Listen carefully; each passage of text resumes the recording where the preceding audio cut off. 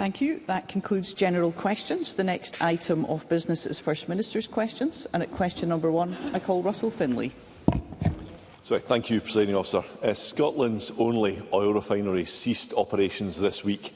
Hundreds of workers at Grangemouth have lost their jobs and face an uncertain future. Scotland has vast oil reserves, but will now need to import all of our petrol, diesel and other fuels. And this is the price of the SNP and Labour's hostility towards oil and gas. So before more damage is done, will John Swinney drop his government's presumption against new oil and gas exploration? First Minister. President, the first thing I want to say is to express my support and solidarity with all those in the Grangemouth workforce who face the prospect of losing their employment as a consequence of the decision by PetroIneos to stop refining at the refinery at Grangemouth. That is a decision that the company has come to, as Mr Finlay will know from what I've said before. I judge that decision to be premature because I think there is an ongoing need for refining activity. Indeed, refining activity will take place in other parts of the United Kingdom, despite the issues that are faced at Grangemouth. So what the Scottish Government will do is that we will work closely with the workforce. We've done that with Unite the Union. We will support the individuals that are affected. We will take forward the work that has been the source of collaboration between ourselves and the United Kingdom Government and PetroIneos on alternative business ideas to develop the Grangemouth site as a site that can contribute to the Government's net zero agenda. And, of course, an early decision on the Acorn carbon and capture and storage project would significantly help us in the efforts that we're taking forward. Russell Finlay. Well, the SNP used to say it's Scotland's oil. Now they just want to stop oil. Nicola Sturgeon opposed the Cambo oil field, while Humza Yousaf opposed Rosebank, even though this would result in higher energy prices and greater reliance on foreign imports. John Swinney personally brought the Greens into government. These dangerous fanatics want to shut down all oil and gas production. Mr Finlay, I'll just remind you of the need to treat other members with courtesy and respect.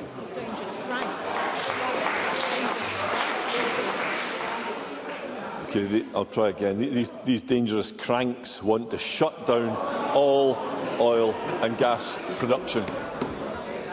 Mr Finlay, we have many questions to get through today, and I would just ask the member to remember the need to adhere to our standing orders. These dangerous ideologues want to shut down all oil and gas production. Now, the Grangemouth refinery is gone and all governments share some responsibility, but the greatest blame lies with a government that turned its back on Scotland's world-leading and innovative oil and gas industry. If John Swinney doesn't support business, how can he act all surprised when businesses fail? First Minister. One of the things I'd say to Mr Finlay in response is that we have to recognise the climate emergency that we face and the necessity of adapting to that reality. Now, I know that the Conservatives are involved in a pivot on net zero, and they in fact want to deny the climate challenges that we face. But the underpinning point that I would make to Mr Finlay is at the heart of the approach the Scottish Government has taken on the consideration of any further developments in the North Sea oil and gas sector is that any decision must be the subject of a climate compatibility assessment. Now, that is what the courts have now said is required to take place. And the judgments that have been undertaken by the courts, which have led to the United Kingdom Government having to revisit some of their process for determining these applications, is because of the importance of that point of the climate compatibility assessment. So we cannot deny the realities of what we are facing as a society. What this government will do is support industry to transition to that reality, and the best thing that we can do, the best thing we can all do in this Parliament, is argue for the approval of the Acorn carbon capture and storage project, which the Conservatives refused to authorise when they were in office. The quicker we get Acorn approved, the better for Scotland's climate strategy. Russell Finlay. We are being honest with the public about the costs of net zero. They are not. That's the difference. And instead of learning lessons from the SNP's harmful approach towards oil and gas, the Labour government is copying it. Even senior Labour figures and the trade unions can see it. Tony Blair says the Labour's approach is, and I quote, doomed to fail. The GMB says that just switching off investments in the North Sea is absolute madness. John Swinney expressed his solidarity with the Grangemouth workers. Well, Unite Union says, and I quote, John Swinney and Anas Sarwar will face the wrath of voters for their broken promises to the workers and the people of Grangemouth. Labour's copycat approach will cost more Scottish jobs, it will increase bills and it will do more to harm the environment by importing energy from overseas. Does John Swinney agree that Labour should in fact do the very opposite to the SNP? First Minister. Mr Finlay's talked about honesty. In November of last year, Mr Finlay voted for climate change targets, carbon reduction targets in this Parliament. When his United Kingdom government leader questioned the merits, not questioned, actually suggested that these targets be dumped, Mr Finlay called that refreshingly honest. I call it barefaced dishonesty in front of the people of this country. To vote for climate change targets Let's hear the First Minister. To vote for climate change targets 1 minute and press this government to act on those climate change targets, and then desert the field when the going gets tough on the instructions of the Conservative leader. Now, what we've done is that we've put in place financial support and assistance to make that available through the Scottish Government's budget, which Mr Finlay didn't support, to assist in the delivery of projects under the Project Willow umbrella, which will secure the future of the Grangemouth site. But I return to my fundamental point. The quickest and best thing that can happen is approval of the carbon capture and storage project at Grangemouth, and I hope Mr Finlay will make up for the failure of the Conservative government and support my call for that today. Absolutely. Thank you. I would just remind all members of the need to treat one another with courtesy and respect, and be very careful about the language we use to describe other members. Russell Finlay. I tell you what, it's quite something being lectured from a career politician about barefaced dishonesty when he's built a career on it. Mr Finlay, please have a seat. We have so many important questions that members wish to put in this session. Now, I'm not going to ask again. Can we please treat one another with courtesy and respect, and let's focus on the business of the day? Russell Finlay. I assume that the phrase barefaced dishonesty was reasonable and allowable, given the First Minister just used it himself. But I will. Mr Finlay, I have addressed that comment. I have reminded the First Minister and all members of the need to treat one another with courtesy and respect, and let's carry on our session in that manner. People in the real world know that using Scotland's oil and gas is plain common sense. And they also know that we need a mix of energy sources for a stable supply and to cut costs for families and businesses. A new generation of nuclear power stations could be part of that. A new poll shows that most SNP voters even agree. Nuclear energy is green and clean. It produces a reliable and steady supply, and it would bring down people's bills. Yet John Swinney is intent on inflicting self-harm in Scotland by blocking all new developments. This is nonsensical, impractical and irresponsible. But he's blinded by ideology. Nuclear makes sense for our economy, it makes sense for our environment. So why doesn't it work for John Swinney? For lots of reasons, not least of which the cost of nuclear power will not bring down the energy prices of householders in this country. Let me give Mr Finlay. Mr Finlay wants me to press ahead and develop new nuclear power stations. The Hinkley Point C project, a nuclear power station, was due to be completed in 2025, this year, at a cost of £34 billion. It is now expected, on current estimates, to cost £46 billion and be delayed until 2031. It's supposed to cost £34 billion, is going to cost £46 billion. How's that going to bring down fuel bills in this country? So what I would say to Mr Finlay is we have a very developed strategy to Let's hear the First Minister. A very developed and successful strategy of attracting investment to develop renewable energy capacity in Scotland. We have significantly achieved decarbonisation of our electricity networks by the development of renewable technology. The Deputy First Minister and I led an investment conference in Edinburgh a few weeks ago, along with the Net Zero Secretary, which brought hundreds of investors into Scotland to invest in renewable energy. That is the future for this country. Clean, green energy that will lower fuel bills, and they'll get that from an SNP government. Question number 2, Anna Sarwar. Thank you, Presiding Officer. This week, statistics revealed through Freedom of Information have shown that young Scots are being shockingly failed by this SNP government. All over Scotland, there are children and young people at crisis point in desperate need of mental health support, waiting not just months, but years for treatment. One young person in NHS Lothian was forced to wait 6 years. 6 years for mental health treatment. That is scandalous. Why on John Swinney's watch are people's sons or daughters, nieces or nephews waiting 6 years to get the treatment they need? First Minister. Sir, obviously I'm very happy to address the particular case that Mr Sarwar raises with me today, and to say in general that, and he knows this from my previous answers, that we are working to reduce waiting times for access to treatment for individuals across the health service in Scotland, and we are making progress in a number of areas in relation to that objective. He will also know that the Government has delivered increased investment in mental health support to expand capacity to meet the developing needs that there are amongst young people in Scotland. And I want to make sure that our investments are well targeted to address the issues that Mr Sarwar has put in place. That's why we increased the funding for mental health support, and that's why we're putting in place the assistance that we're putting in place around the country.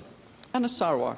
Presiding Officer, the situation is so bad that in today's Daily Record, Rod Stewart has offered to step in and pay for a young Scot to access the care he needs. And the SNP claim they're meeting their target for 90% of children and young people to start mental health treatment within 18 weeks.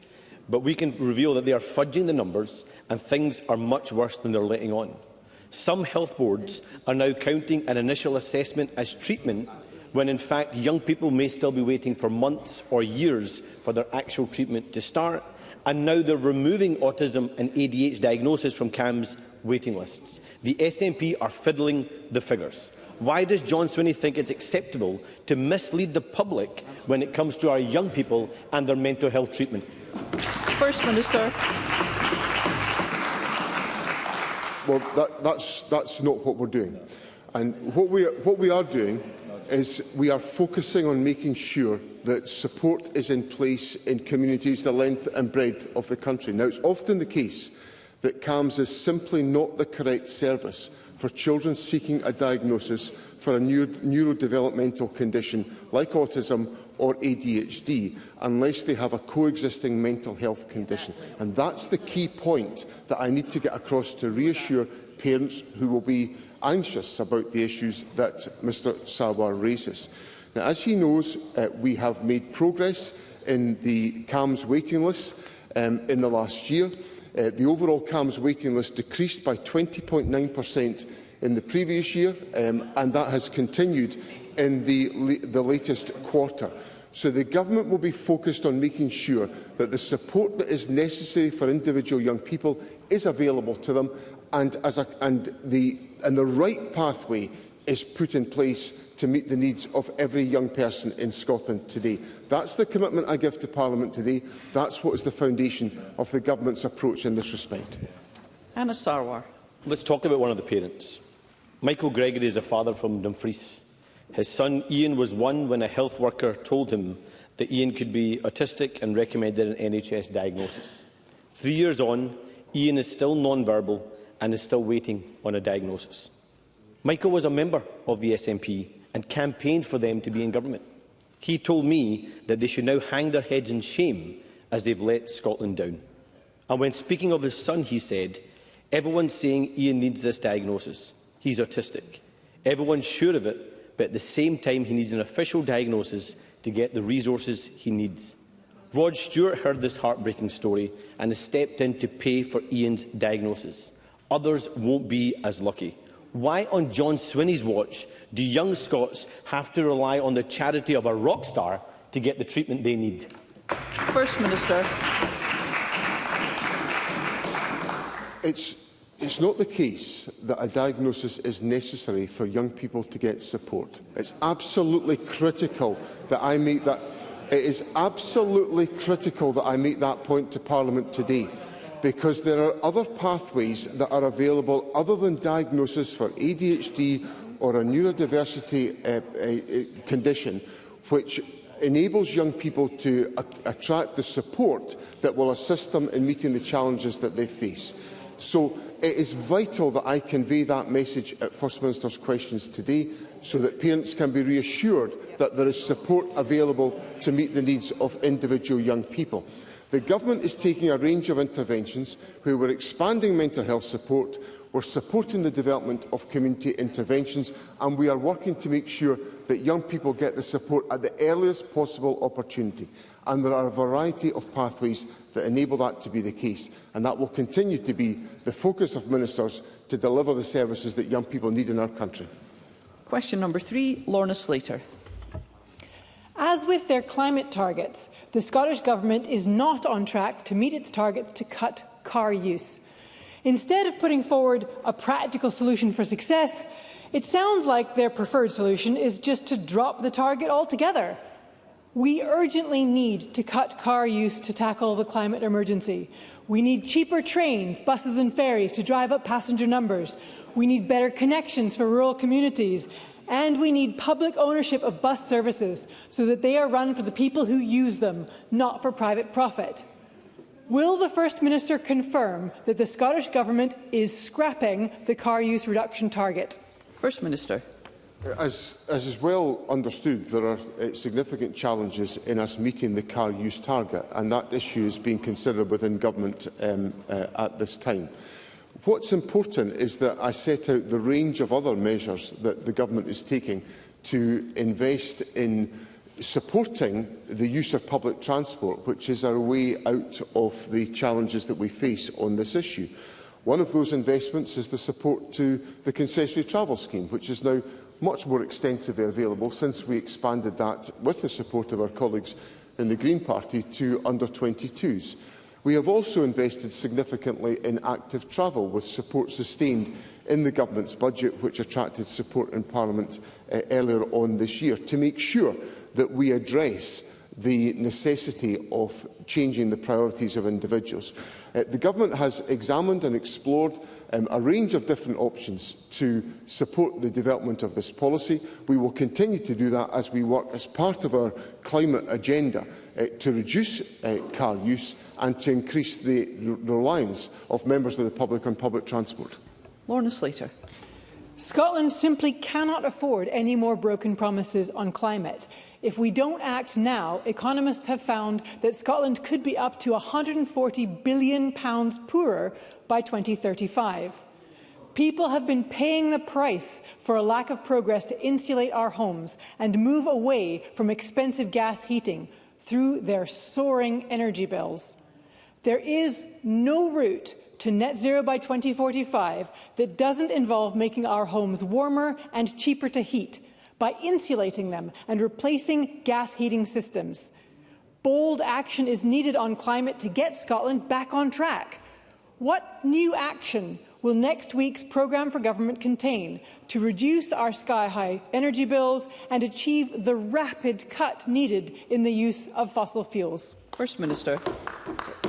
Obviously, the details of the programme for government will be set out next Tuesday, but we've given a commitment already to the introduction of the heat and buildings legislation, which will be brought forward in this parliamentary session to support us in our efforts. We've also invested, or committed to investing in this current budget year, £300 million in the heat and building programmes, which will increase energy efficiency and provide financial support to do exactly what Lorna Slater has put to me. Now, that comes alongside over £1.63 billion of funding through our heat and building schemes in this parliamentary session so far. So I simply say to Lorna Slater, I understand her passion and determination to make progress on the climate agenda. I share that. It's at the heart of the government's priorities. But we have to also recognise the formidable financial commitments that have been made to decarbonise heating systems in the homes of our constituents, to make sure that we make a contribution through that mechanism to reducing the effect on the climate, and that will be at the heart of the government's agenda as we move forward. Question number 4, Jackie Dunbar. Thank you, Presiding Officer. To ask the First Minister what assessment the Scottish Government has made of any implications for its work to grow Scotland's economy of the EY Item Club Spring Forecast, which downgraded expectations for UK output over the next 2 years. First Minister. Presiding Officer, the EY Item Club forecast reflects the negative impacts that global trade disruption and uncertainty will have on the economy, highlighting the need to commit ourselves to Europe and its single market. We will continue to do all we can to support businesses and households through these challenges. Our programme for government will be focused on delivery, including targeted initiatives to boost Scotland's economic prospects now and for the long term, in particular sustainable and renewable energy resources to draw in new investment and create rewarding and well-paid jobs. Jackie Dunbar. It's becoming increasingly clear to the Chancellor that we can't cut our way to growth. The Labour Government must urgently abandon its tax on jobs and the austerity fiscal rules that it is operating under. Does the First Minister agree that abandoning these measures is key to unlocking greater investment in our economy, and can he speak to the actions his government has taken to stimulate growth? First Minister.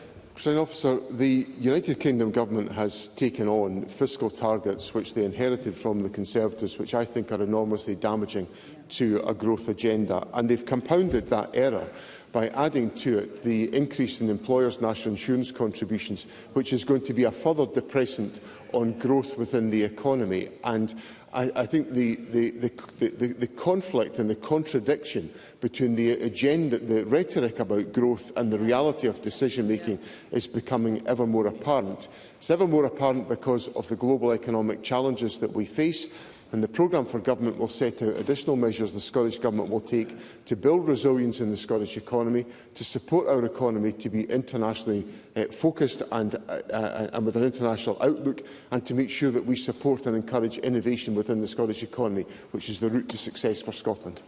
Murdo Fraser. Thank you, Presiding Officer. One of the key issues holding back economic growth is the high cost of energy, which we've already discussed in the Chamber today. Last year, the Scottish Government were very enthusiastic about the idea of zonal pricing of electricity. Is that still their view? First Minister. There's got to be a careful assessment of the impact of zonal pricing on a variety of different factors. First of all, will it bring down energy prices for householders, which is the absolutely critical and urgent priority?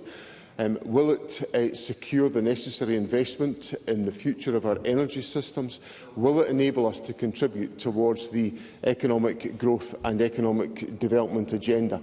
I notice that Mr Fraser is asking me this particular question when he's associated with a party that has presided over sky-high energy prices in this country and has done absolutely nothing about the problem. Question number 5, Edward Mountain. Thank you, Presiding Officer. To ask the First Minister, in light of the reported high demand for neurodevelopmental assessment services, when the Scottish Government plans to publish the report on the work that it funded on the 5 tests of change across Scotland, which concluded in March 2024? First Minister. Presiding Officer, following development of the Neurodevelopmental specification, which aims to ensure that children and families receive timely support that meets their needs, the Scottish Government has provided £1 million of funding across Highland, Fife, East Lothian, Aberdeen City and Forth Valley for projects to test and support implementation. A report on the 5 tests of change will be published this summer. Edward Mountain. Well, not imminently then. In the Highlands, we have a situation where the Health Board has a neurodevelopment assessment waiting list of 1,958 young children. That's 4 times greater than it was 3 years ago. NHS Highlands say some children will have to wait in excess of 5 years to even get an assessment, and it will take some 15 years to fully clear the existing waiting list. Does the First Minister consider it is acceptable that some children will go through their entire school career waiting for an assessment, or for parents to have to fund private care to ensure their children get the most from their schooling? First Minister.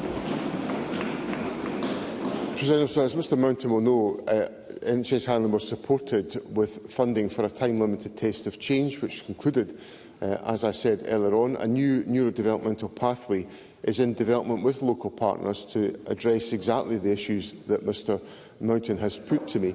I would encourage NHS Highland to progress this work using the £7.1 million of funding they receive as part of the overall funding given to NHS boards by the Scottish Government to support neurodevelopmental services. I stress the importance of us seeing a range of different interventions, some of which are assisted by the counselling services that the Government has funded in schools.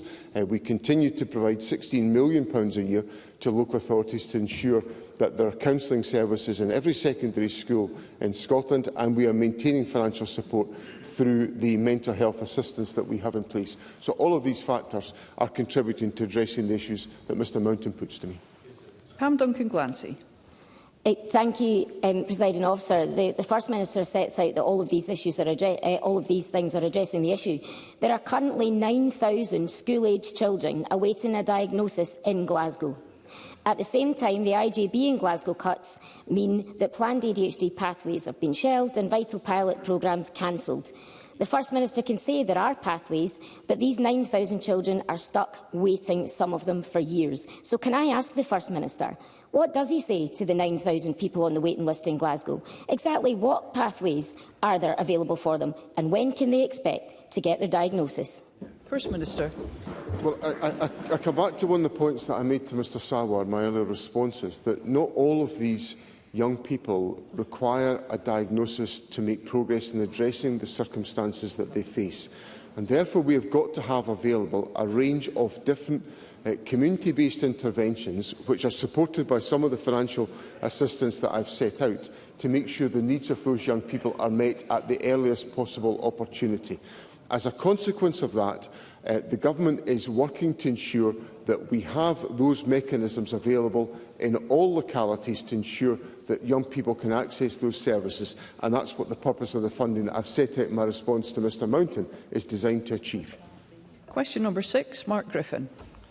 Thank you, Presiding Officer. To ask the First Minister what the Scottish Government's response is to reports of local authorities suspending council housing allocations. First Minister.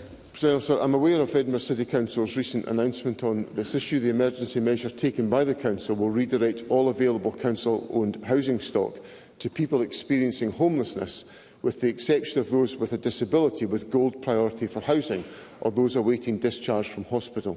It will be essential to monitor the impact of this temporary measure as the Council seeks to fulfil its legal responsibilities, as well as reducing the use of unsuitable temporary accommodation in the City.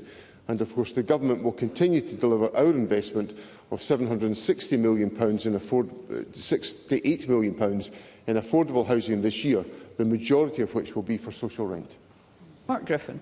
I thank the First Minister for that answer. The reality of the housing emergency in Scotland is that local authorities like Edinburgh have been left in an impossible position, routinely breaching their legal obligations and now having to take emergency measures, all having huge impacts on families who are in desperate need of an appropriate home. The Scottish Government have now been reviewing the affordable housing supply programme target for over a year rather than focusing on building those houses. Can the First Minister say if his government will commit to building those 110,000 homes in the final programme for government as it did in the first? And does he recognise that a lack of supply across all tenures is driving the housing emergency? And look at the action being taken by a UK Labour government, now proposed in Canada and Australia and other parts of the world, to really drive up housing supply. First Minister. Let me reassure Mr Griffin that the Government is not spending all of its time reviewing the Affordable Housing Supply Programme target. It's spending its time making sure that more houses are available for occupation by individuals who are in temporary accommodation or facing homelessness, which is why the actions of the Social Justice Secretary and the Housing Minister in making more resources available to local authorities to support action to tackle void accommodation is making some of the impact on the availability of accommodation in the City of Edinburgh as we speak. And that's because we pivoted in our policy to make sure that more accommodation could be available. We've also, over the course of the lifetime of this government, built more houses per head of population than in any other part of the United Kingdom by a country mile. Exactly. And of course, we've invested £768 million in the Affordable Housing Supply Programme for this current financial year, which will be spent and it will support the increased supply of housing. And Mr Griffin and his colleagues never voted for it. So it's a bit of a brass neck coming here, complaining to me about housing and not being prepared to vote for the money to make something happen about it. Ben McPherson. Presiding Officer, it is deeply concerning that the City of Edinburgh Council has decided to suspend council housing allocations, especially when so many people in my constituency and others are already waiting to be housed. Labour have been in power in Edinburgh for around 35 of the 40 years of my life, and it is clearly a statement of fact that over decades Labour-run administrations have not invested enough in Edinburgh's social housing stock. Therefore, in contrast, I would be grateful if the First Minister could outline what additional steps the Scottish Government is taking and has taken and will take to play its part in tackling Edinburgh's acute housing emergency, and what additional actions are being considered with partners to help address this very serious situation. First Minister. I want to directly address Mr McPherson's point because he makes very substantial points about the record of the Labour Party. Since we declared the housing emergency last May, we've prioritised working most urgently with 5 local authorities, which includes Edinburgh City Council, to accelerate and accentuate the interventions in Edinburgh to address the very significant issues that Mr McPherson puts to me. We've also, as I said in my response to Mr Griffin, reshaped investment to ensure that we could support local authorities in tackling void accommodation, and we've also increased the support for adaptations in properties to enable people to be supported in their housing. I also very much appreciated the opportunity to discuss these issues with Mr McPherson when we visited the Granton site some weeks ago, where the Government put in £16 million of investment to enable the development of a site on the former Granton Gasworks, which will lead to the creation of, if my memory serves me right, over 800 affordable homes in the City of Edinburgh. That's the type of targeted action the Scottish Government is taking to address the housing emergency, and that will be the underpinning of our housing programme in the years to come. Thank you. We move to constituency and general supplementaries, and I call Liam Kerr. Very grateful, Presiding Officer. The P&J's Trapped by RAC campaign reports that Aberdeen's RAC crisis is leading to unremitting and inescapable negative health consequences for homeowners. Now, my solution of using the unspent £20 million housing fund promised to Aberdeen by this government in 2016 is widely reported today. So does the First Minister support my solution, and will he commit his government to doing everything it can to help the Tory homeowners? First Minister.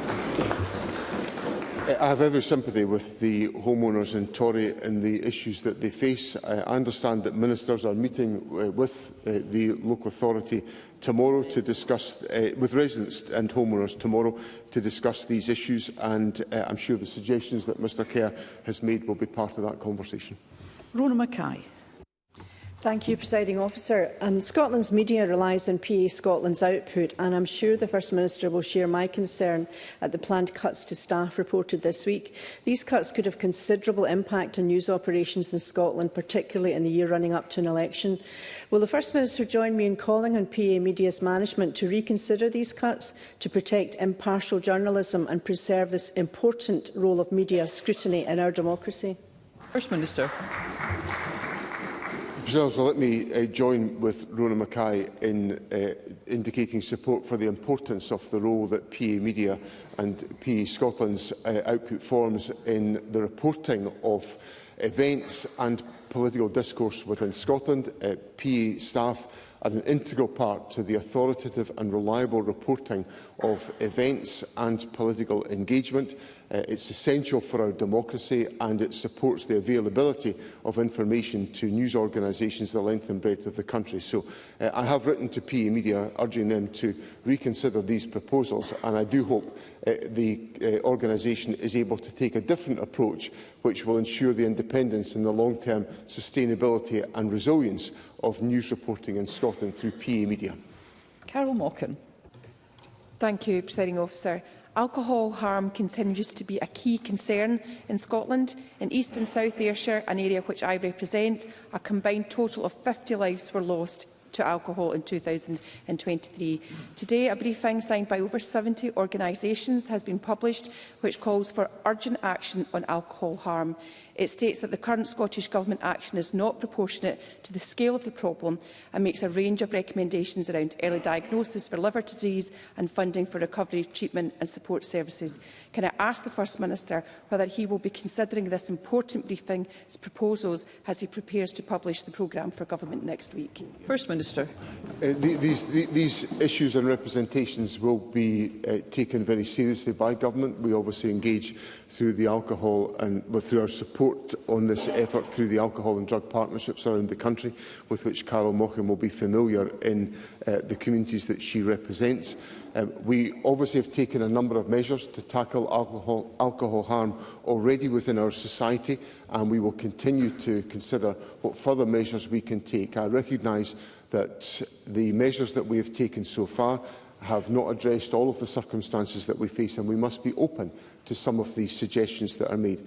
There is, I think, space here for us as a Parliament to find areas of common ground to try to make progress in this agenda, because it requires long-term intervention and action, which is a combination of public awareness and also healthcare and support services to meet the needs of individuals. Audrey Nicholl. Thank you, Presiding Officer. Scottish Renewables this week published their latest supply chain impact statement, which showcases a diverse range of businesses working across Scotland's renewable energy supply chain, including Apollo, GQS and Turnin Energy in Aberdeen. Will the First Minister join me in welcoming this report, which represents nearly 10,000 jobs, and can he also outline how the Scottish Government is supporting the renewable energy supply chain to capture economic benefits for Scotland? First Minister. I join Audrey Nicholl in welcoming the report. The Government, of course, has a long-standing commitment to support supply chain developments in renewables. Indeed, that was very much a focus of the investment conference I referred to earlier on. We're investing up to £500 million over 5 years to anchor our offshore wind supply chain in Scotland. We have also been successful in securing major investments such as Sumitomo at Nig, the investments at Ardesir by Haventus, and there are a number of other projects that are in active development to secure supply chain benefits to Scotland from the significant opportunity of renewable energy. Sue Webber. Thank you, Presiding Officer. At Net Zero Committee this week, Sarah Boyd from Lothian Buses made clear that there is a link between the increase in antisocial behaviour on the Lothian bus fleet and under-22 bus passes. Can the Minister provide an update on progress to find a mechanism to remove the under-22 concessionary pass from those that cause persistent antisocial behaviour? First Minister. Work is underway to develop this, and if we were to take this step, there would be the likelihood of secondary legislation being required to enable a mechanism to be put in place to enable that to be the case. So these issues are being considered by the Government actively. I would also say, for completeness, that of course the under-22 bus travel initiative has been enormously successful. It's attracted a huge amount of participation and it's increased the mobility of young people, and the overwhelming majority of young people exercise their participation in the under-22 scheme wisely and thoughtfully and effectively. And we have to be prepared to tackle unacceptable behaviour, but we also have to applaud young people for the positive contribution they make to our society. Faisal Chowdhury. Thank you, Presiding Officer. I was contacted by a constituent with epilepsy who is not eligible for a driver's licence. For identification, they use the Citizens Card ID, which is part of the Proof of Age Standard scheme, but find themselves refused service from many places which have a blanket policy for this ID. Does the First Minister share my concern that my constituent is being unfairly treated due to their condition, and would he direct ministers to improve acceptance of the Citizens Card for those who don't have the licence? First Minister. I'll certainly look at that point. It's not a point with which I'm familiar, but I'll look at that on Mr Chowdhury's behalf if you'd like to supply me with some more details about the specifics to enable that to be the case. Obviously, there are various mechanisms that are available for individuals, not least of which the under-22 concessionary scheme. I'm not sure the age of the constituent Mr Chowdhury puts to me, but if he would like to write to me, I'll certainly consider those issues. Kenneth Gibson. Thank you, Presiding Officer. Fraser Vanden Institute research has found that almost half of Scottish firms are hiring fewer staff because of the increase to employee national insurance contributions imposed by the UK Labour Government. This tax on jobs takes a wrecking ball to the Scottish Government's ambition of growing Scotland's economy. Can the First Minister advise what discussions ministers have had with their UK counterparts regarding the impact of Labour's unwanted tax hike? And has the Labour Government shown any sign of listening to the concerns of Scottish businesses, charities and the public sector? First Minister. This has been an issue that's been raised on a sustained basis by the Finance Secretary with the United Kingdom Government. I agree with Mr Gibson's analysis and commentary that the increase in employers' national insurance contributions is going to deflate employment opportunities within Scotland, and I very much regret that. It will be another impediment in the agenda of delivering economic growth in Scotland, and the focus of the Government, given the enormous external challenges that we face, is to make sure that we do all that we can to support economic growth, and it would assist us enormously if the UK Government changed their position on employers' national insurance contribution rises. Douglas Ross. Thank you, Presiding Officer. This week, Scottish Teachers for Permanence published their 2025 report about probationary teachers and their views. It makes grim reading. 80% of those surveyed are set to end their probationary year without a permanent job. Over 75% are set to tell us that they are not feeling supported during the time they should be supported most. And once they've qualified, these highly trained teachers are saying, in their own words, they are being thrown onto the supply pile, scrambling for scraps of work with no security, no permanent role, and in some cases, not even guaranteed supply work. The Scottish Government has said supply is a choice, but that is not true. So can the First Minister tell us, if his government truly value education, why are they abandoning the next generation of teachers at the very start of their careers? First Minister. Well, we're not doing that. The Education Secretary met with the Scottish Teachers for Permanence in November, and they discussed a range of the issues that Mr Ross raises. We have, of course, seen an expansion in the number of school teachers in post since 2014, and the number of permanent posts has remained stable at more than 80% over the last 10 years. Obviously, decisions about employment of teachers are taken by local authorities, and the Government works closely with local authorities to ensure that we increase levels of permanence within the teaching workforce, so that the investment that's made in training high-quality teachers can be used to the benefit of pupils around the country. Paul O'Kane. Thank you, Presiding Officer. Earlier this month in my West Scotland region, in two horrific incidents just days apart, 2 young girls were brutally assaulted by other teenagers. The incidents were recorded and shared widely on social media, and I'm sure that the whole Parliament will agree that such incidents are completely unacceptable and will join me in the concerns that these are now an increasing list of similar incidents across the country.